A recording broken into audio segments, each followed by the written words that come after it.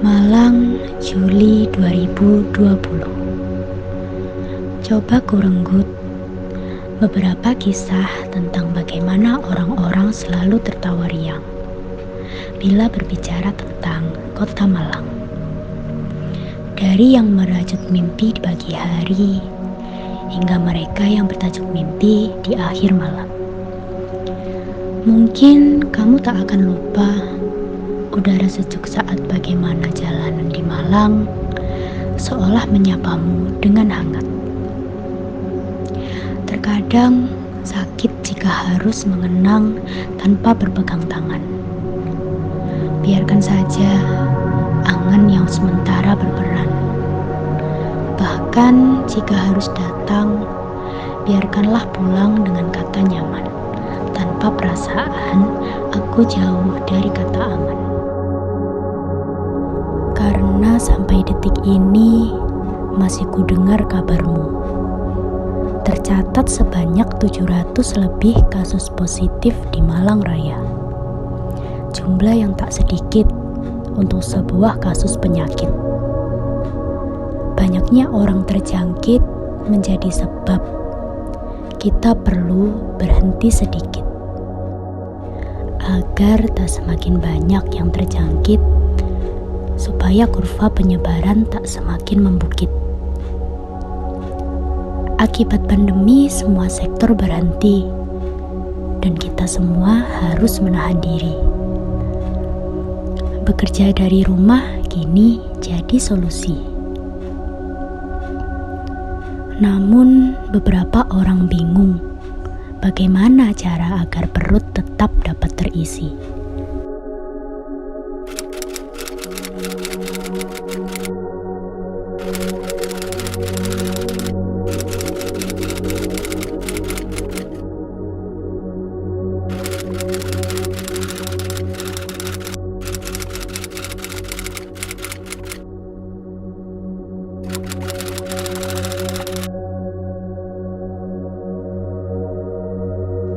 Perkenalkan, nama saya Mila Kurniawati, di Pokdarwis Kampung Heritage Kayu Tangan, saya sebagai bendahara. Nama saya Iis, lengkapnya Iis Sugiyati. Saya di manajemen, masuk ke pengembangan daya tarik. Perkenalkan, nama saya Nini. Di manajemen ini saya membawai di bidang UMKM.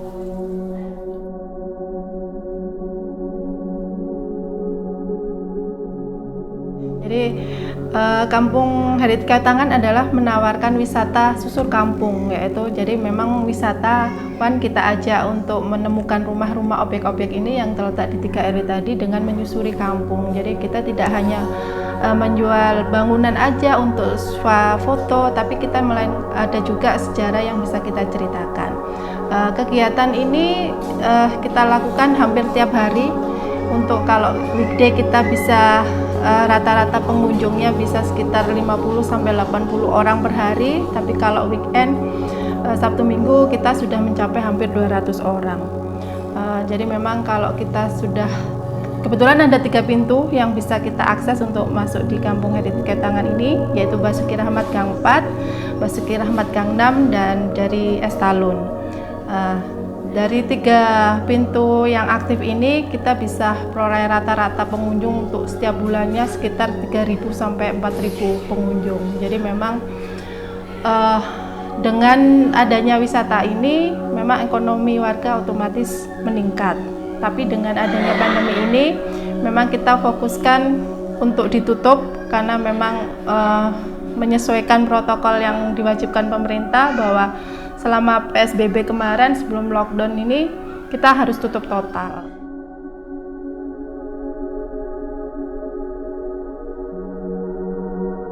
Sebenarnya kan selama pandemi kita libur ya, memang sudah hampir 4 bulan ini Kampung Heritage Kayu Tangan ditutup. Kita sebagai manajemen tidak bisa melakukan apa-apa.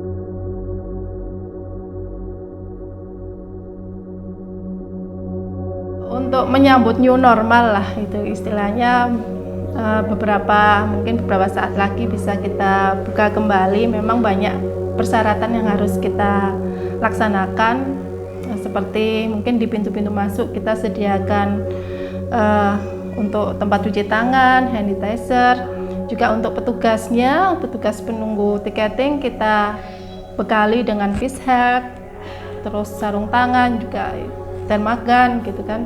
Nanti kita juga persiapkan tempat cuci tangan di beberapa titik itu untuk tempat istirahat. Jadi karena sudah Kampung Heritage Kayu Tangan termasuk juga di Kampung Tangguh, jadi memang sudah untuk menyiapkan sendiri.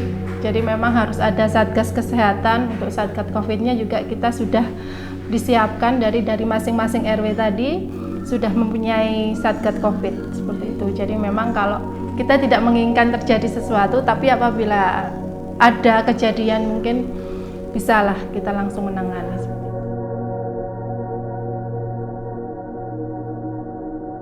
Keadaannya ya pasti sama dengan tempat lain ya, mati suri. Jadi karena memang konsumen itu lebih besar di tamu yang datang, otomatis akan merasakan berkurang ya, dampaknya berkurang sekali. Kalau warga mungkin ya beli kan hanya 1 atau 2, kan lebih ramenya di pengunjung. Jadi ya banyak yang tutup sih, sementara KJT-nya tutup, UMKM-nya juga tutup. Jadi memang penurunan bisa dilihat karena memang kita pemasukan selama ini hanya berasal dari tiket masuk tamu. Selama ini kita tutup, jadi memang selama pandemi ini kita tidak ada pemasukan sama sekali.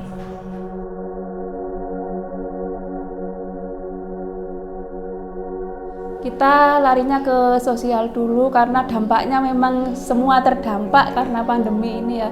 Mungkin dari segi ekonomi semua, tidak kaya, tidak miskin, semua terdampak karena adanya pandemi ini. Jadi kita ke sosial yang kita lakukan selama pandemi ini dengan memberikan sembako ke warga yang ada di 3 RW ini. Tidak semuanya, hanya yang terdampak yang betul-betul sangat membutuhkan.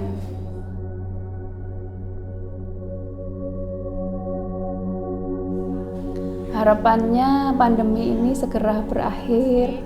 Ya kita berharapnya wabah ini nggak berlama-lama gitu kan.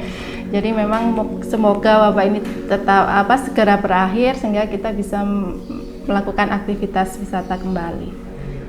Kedepannya pastilah COVID-nya cepat berlalu. Kemudian perekonomiannya juga mulai bisa tumbuh kembali dengan seiringnya dibukanya tempat wisata KJT ini. Semoga tamu yang datang juga lebih banyak lagi, kemudian bisa mengangkat perekonomian warga lagi.